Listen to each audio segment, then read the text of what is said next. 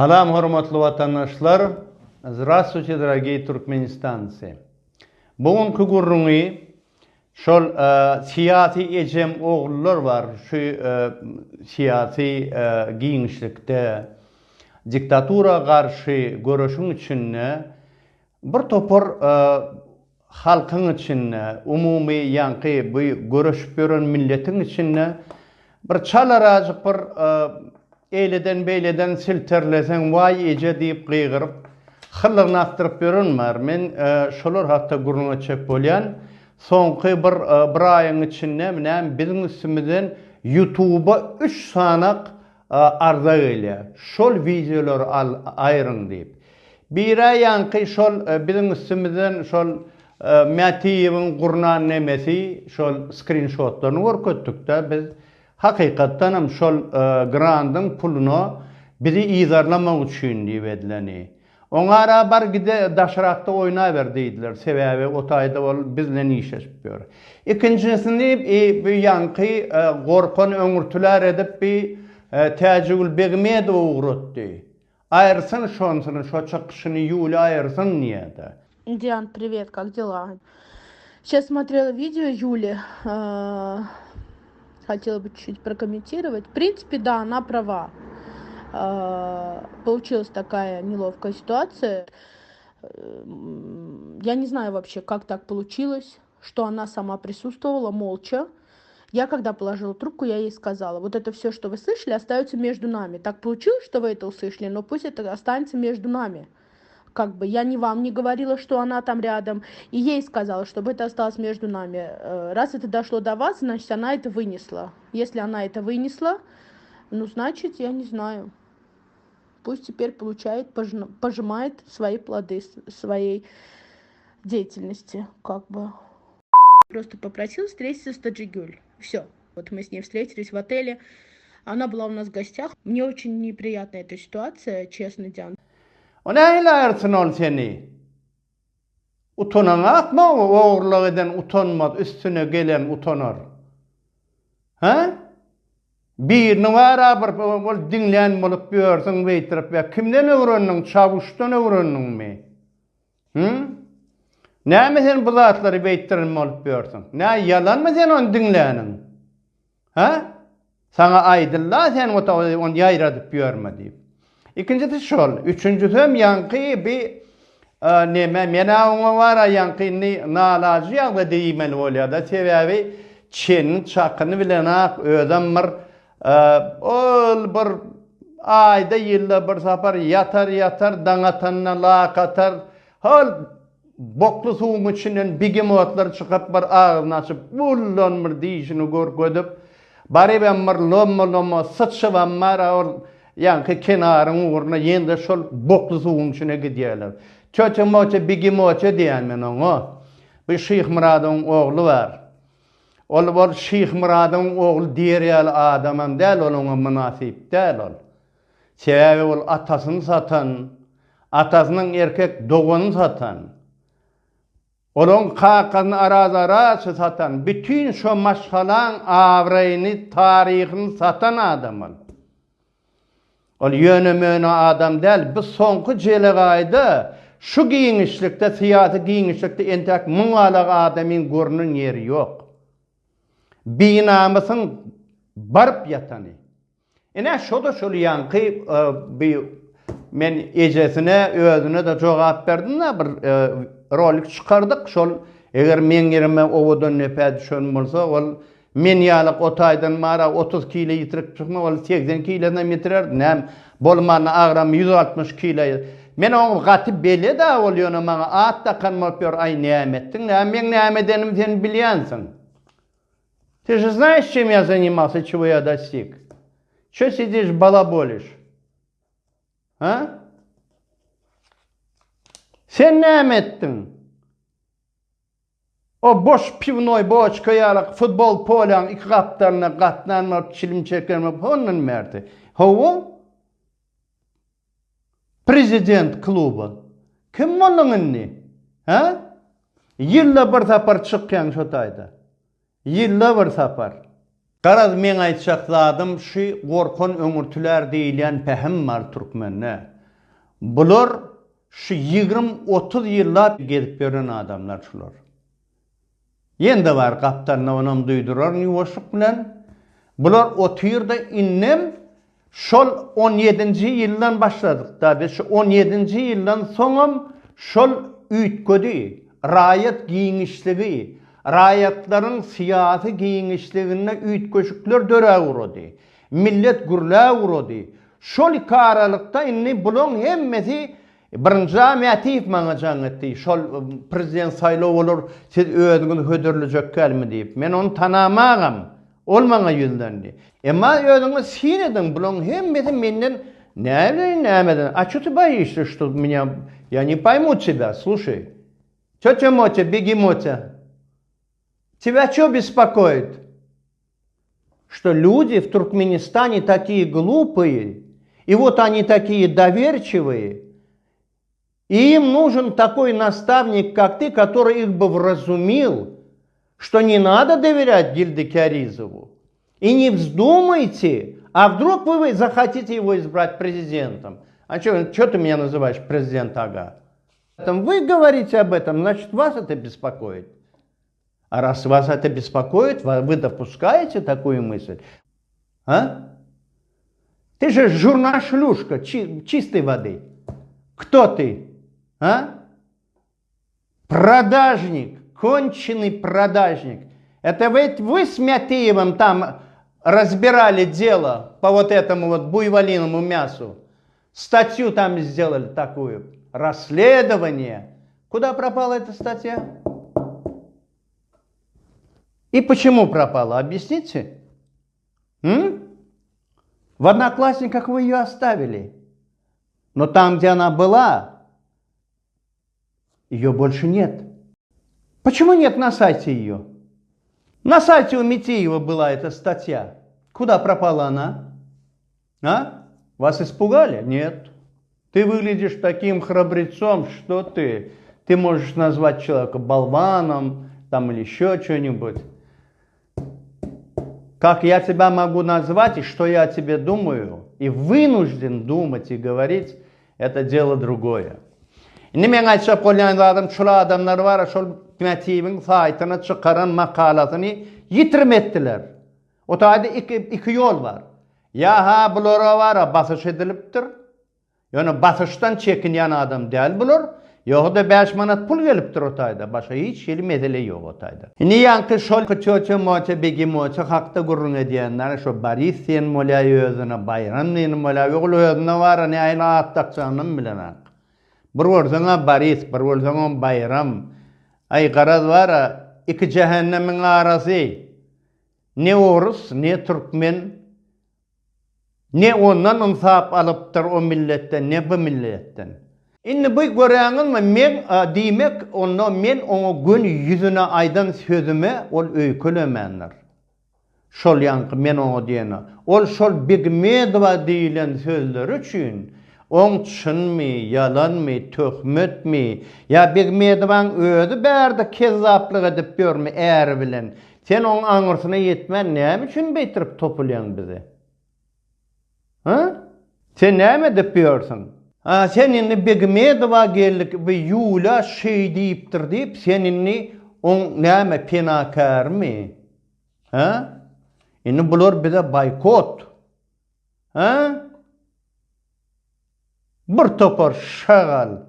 Ha? Gurjugujuklar ýalak bar. Siz ýala gurjugujuklaryň agzy bar, möjek görünni birige. Şagal bir topar. Ay biz çıdadık deyip yende biri var. İlkara biyanki bir neme? Şeyh Murad'ın oğlu. Boris'in oğlu. Bunun adını başa hil tutuşağım der. İlkara Boris'in oğlu. Ay şu tecrübüle şey deydi onun men muşa çıda bilmedim. Я не вытерпел. Men sen терпелкаң bilem ha. Что ты не вытерпел? Я не знаю, где ты ее потерял. И кто тебе сломал твою терпелку. Мне абсолютно все равно. Понятно? Ты всю жизнь, ты же кроме идиотов, так? И кроме вот этих вот холопов ты никого не держал рядом. Ты глубоко закомплексованный человек. Ты всегда держал тех, кто вот шуты рядом с тобой, чувствует себя ниже, заигрывает. Но они тебя сдали. Они не скрывали на зоне, но они пострадали из-за тебя. И Фирюз, и Атахан, и Этик, они пострадали из-за тебя. Ты вот это объясни людям. У меня ничего не спрашивай. Menden sorama, sen 3 saat yazdın. 3 saat bizim öyümüzde yazdın. 3 saat yazanda men senin yüzüne ayttım. Ha? Men senin yüzüne ayttım. Sen ne ehli beytirip kakın bilen gurlaşıyordun deyip. Men sana şunu dedim. Ha? Повторю на русском. Разве я тебе не сказал, ты так отвратительно разговаривал с отцом? Сказал, а что такого? Ты при людях унижал своего отца.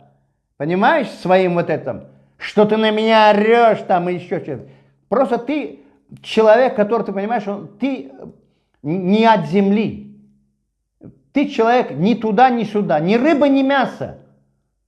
Абсолютно бестолковый огромный кусок теста.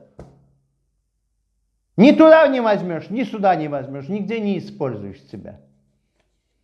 20-30 лет ты за рубежом. Что ж ты отца-то не защитил? А? А что ты не умер раньше, чем отец? Если ты достойный сын. Чего не поехал? Вот и ты должен был сдохнуть. Понял? Если ты себя чувствуешь достойным, ты за кого ты лезешь защищаться? Ты там должен был сдохнуть. Ясно? Из-за брата отца. Почему ты голосовал за этого, что вот надо ему дать возможность? Кстати, Анна Дурды и Тяджигуль, вы же рассказывали. Сен, Тяджигуль, сен, Анна Дурды, siz ikiyiniz aytmadınız bana.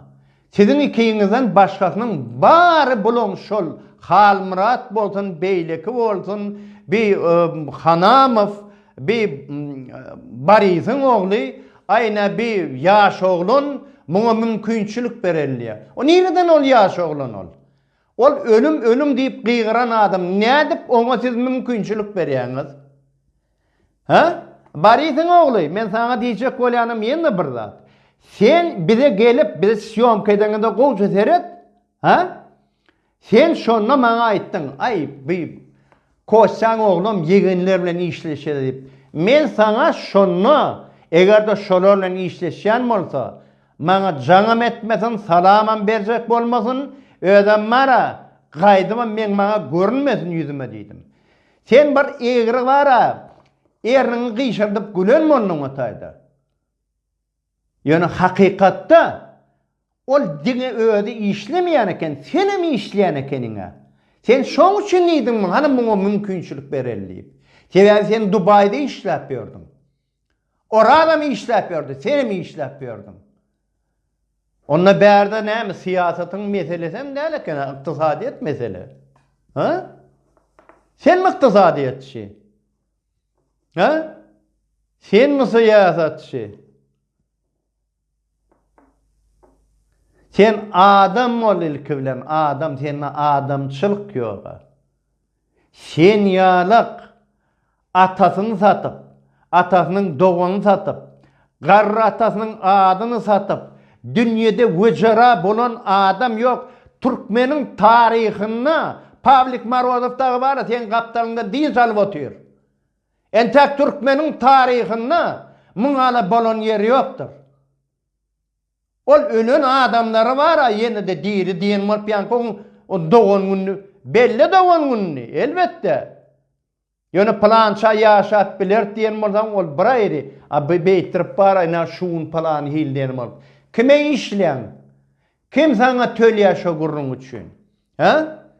Sen men bilen sövüşüngde mana topulungda sen mara o təcigulun arqasını topulun hilini topulmadın aten. Sen hakiki berdi Muhammed'imin gongası hükmünü topulun bana. Sen bana beren sorulun, hemmesine bil övedin tuğ yüzünü senin, binamız. He? Hemmez at yalan niyen mutluyorsun? Orçlar aydiyar, siv gaza skажет Божья роса. Binamız. Hiç açanam senin namus yoktu. Bizdun konçini. Edyan işini. Enne bular ettiler, bolya bulatlar bolli, bular yazdı, bu ne? Bular ecemoğli diyeli, doğru. Inni bular бойкот. Вы же сами мне сказали, что кроме вас все остальные проголосовали за то, чтобы дать ему возможность. То есть он уже тогда, можно предполагать, что он уже тогда работал с племянниками. И то есть мы его отрывали от кормушки. Это не исключено. Я не знаю, что потом произошло, потому что когда я, значит, его до этого высказал, то его младший вот этот вот брат двоюродный, он его послал в далекое эротическое путешествие. Послал его на 3 веселых буквы. И неспроста, видимо, ты мешаешь его бизнесу. Вот. И теперь ты остался не при делах.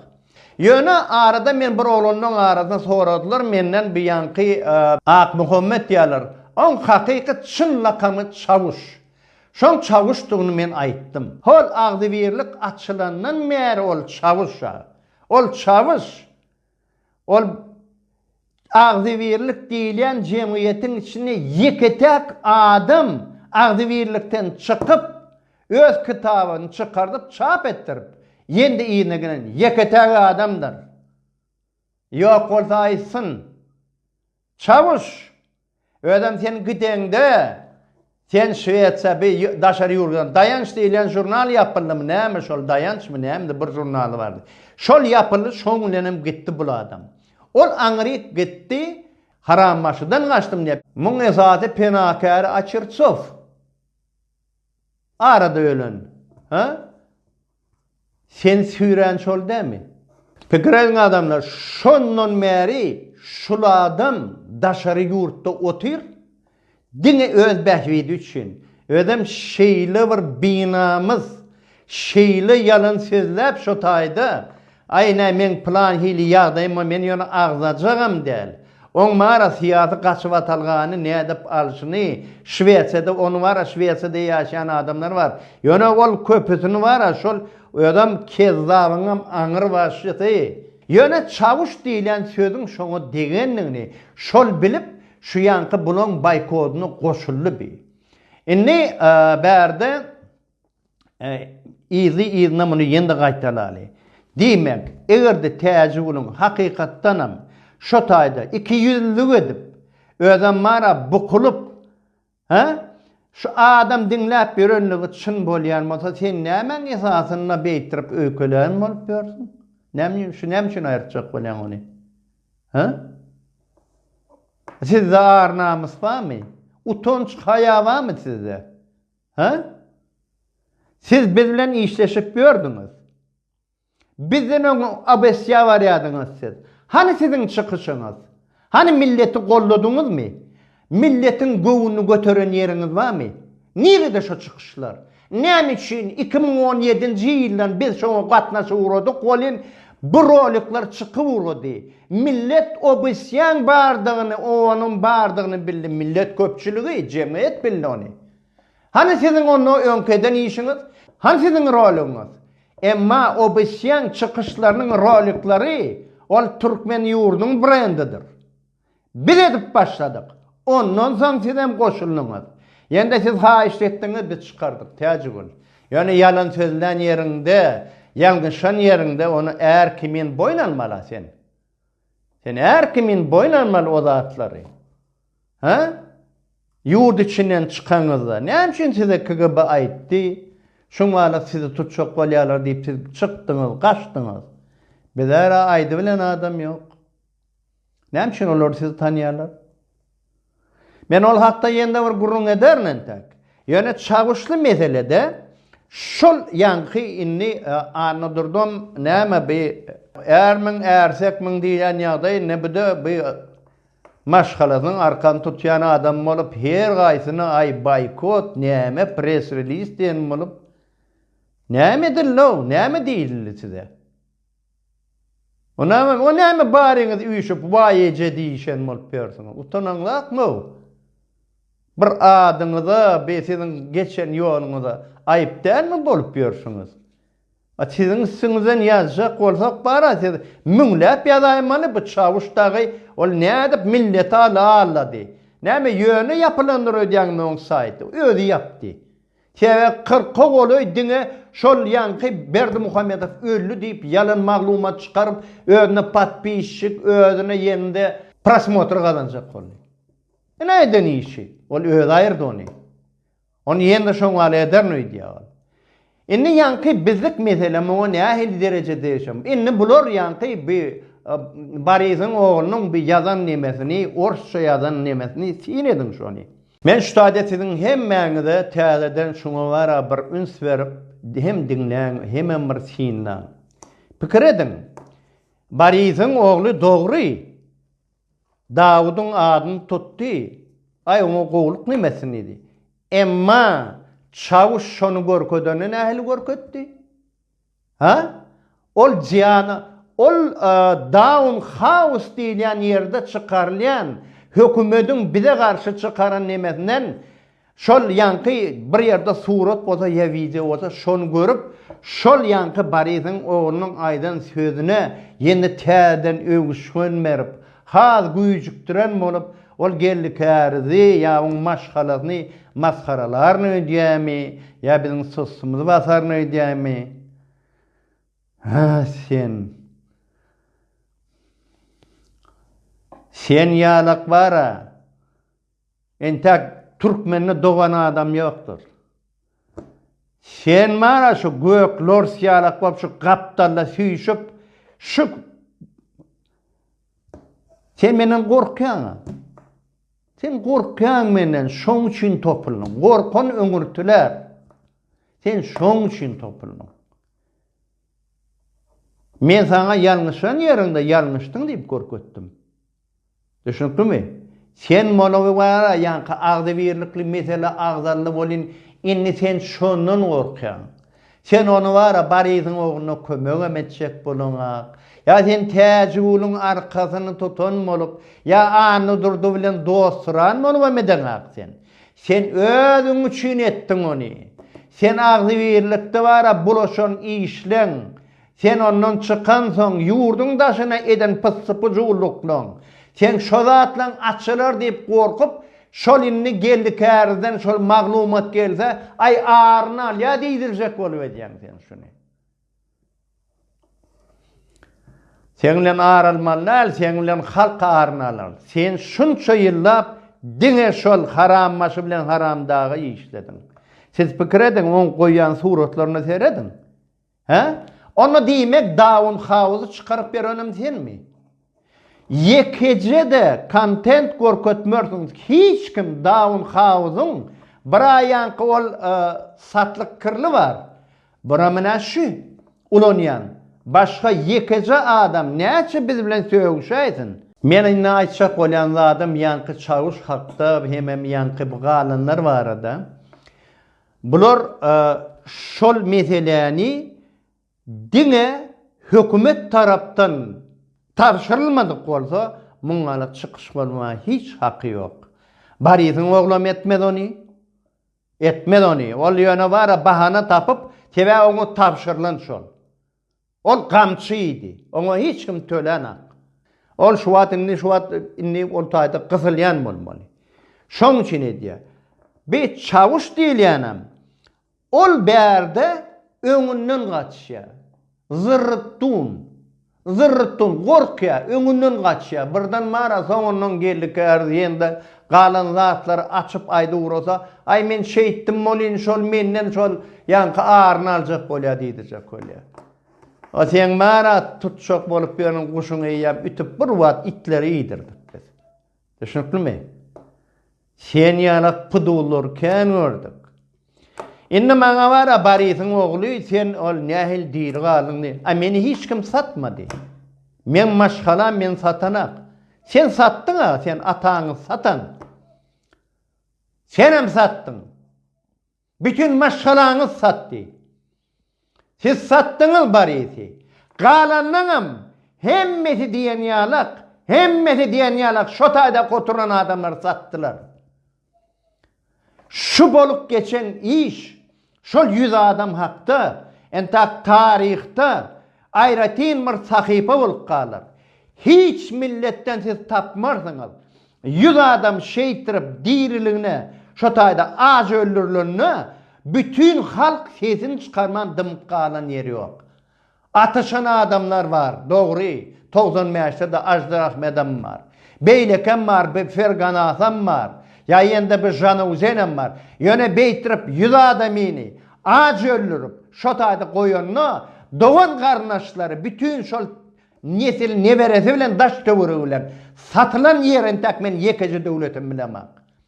Bütün dünyanın tarihinde Türkmeni en biyavra eden adam şular. Продажники. Еще спрашиваешь, посмотри на видео. А? Как ты остался? А что такое? Ты на что хочешь намекать? Мужик, скажи в лицо. А? А потом, когда меня выпустили, ты меня прости. Через неделю все ушли. Все, кто там сидели в камерах, они в Байрам-Али сидели и уже освободились. Черкезов, Уэльмурадов, вон работают у Какажан Тяшлиева. А что там удивительного? Кроме того, я ведь не первым оттуда уехал. Оттуда сперва уехали те, которые сидели из прокуратуры. А? Они сперва уехали в Акдаш, а на обратном пути уже с Красноводска везли Моньку, Агашку и вот этого Балыева. И взяли меня, Савадан ДП, потому что я с общего режима. Я с общего режима. И через неделю всех их вернули. А когда Дёрт Кули позвонил ему, его в тот же день забрали, обратно отправили, и он там и умер. Что непонятно было? А? У тебя сомнения есть? Ты на меня, на себя не мерь. А ты, может быть, смотришься как мужик, а ночью жик-жик. Мне все равно это. Меня это не волнует. Ясно? Меры не знаешь, значит, такой же размер получишь. Запомни это. Ты у нас записывал. Посмотри запись. Во-первых, нас не первыми отпустили. Нас не первыми отпустили. Вот эти 7 или 11 человек выпустили. И они выступали по телевидению, просили прощения. И ты сказал, да, их выпустили. И ты сказал, нету. Я же тебе сказал, нету уже, никого нету там. Вот когда вышли, больше нет. И ты сказал, да. А теперь я тебе мешаю верить, да? А? Перевертыш ты. А? Вообще такие люди, как ты, в старину на Руси, они и назывались христопродавцами. А? Ты же продажник конченый. Конченый. А? Атасын сатан бейнамыз. Adamlar gowun etmeyen, bular halkın içini bulaştırmak için her hili oyun turduyalar, her hili topuluk görüyorlar, her yerden vurup görüyorlar. Yöne bir berde aydılan gurrun şeyle, bize tarap atılan ok şeyle. Onun için bizim başka alacımız yok. Ölüşüme uğra gömüşüm. Каков привет, таков ответ. Halkın hakkı var. Народ имеет право.